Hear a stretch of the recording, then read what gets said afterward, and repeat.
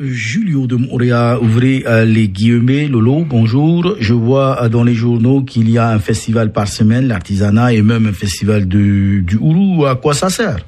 Bonjour Julio, bonjour à tous. Alors c'est vrai que tu as raison pour l'artisanat. On ne peut que constater qu'un festival du Tifeifei à la mairie de Papeete est suivi d'une expo de l'artisanat des Australes dans le hall de l'Assemblée de Polynésie, suivi d'un salon des Marquises à la salle à Oraille, juste avant un salon de l'artisanat à l'ancienne présidence, qui sera suivi par l'artisanat expo des Tuamotu à la Maison de la Culture.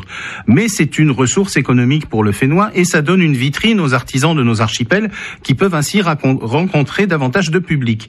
Et puis ça crée une certaine forme d'animation ainsi qu'une destination pour les touristes de passage. Concernant le festival du Ourou, ça peut paraître surprenant de prime abord, mais on peut déjà saluer le fait qu'il s'agit d'une nouveauté appelée à se renouveler d'année en année. Car il n'y a pas besoin de spécialistes pour partager le constat économique du Fénois et de mesurer l'étendue de la crise. C'est devenu une évidence qui dépasse les frontières polynésiennes.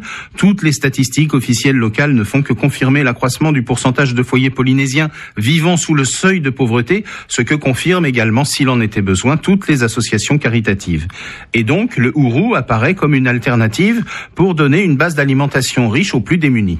On emploie souvent l'image du Polynésien qui va pêcher son poisson et on entend l'aphorisme d'origine chinoise qui dit qu'en donnant un poisson à un homme, on lui donne à manger pour un jour et en lui apprenant à pêcher, on lui donne à manger pour la vie. Avec le Ourou, le problème ne se pose pas, il y en a partout à disposition de ce bel arbre généreux dont les fruits mûrs vous tombent quasiment dans les mains. Martin Coeroli du service du développement rural nous expliquait dans le Grand 8 les 1001 façons de l'accommoder pour le manger, en chips, en purée, en rôti, cuit à l'étouffée, fermenté, en frites et même en farine avec un usage là aussi ouvrant de nouveaux horizons puisqu'on peut déjà déguster du pain Ourou et l'utiliser comme la farine de châtaigne en Corse. De là à imaginer une exploitation industrielle et des exportations, il y a un boulevard de possibilités autour de ce fruit. Sans parler de ses utilisations dans d'autres secteurs comme la médecine traditionnelle ou la filière du bois.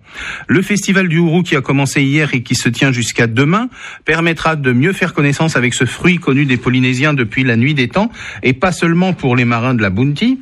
Ce fruit dont il existe 200 variétés dans le monde et presque une centaine en Polynésie, donc un fruit injustement méconnu.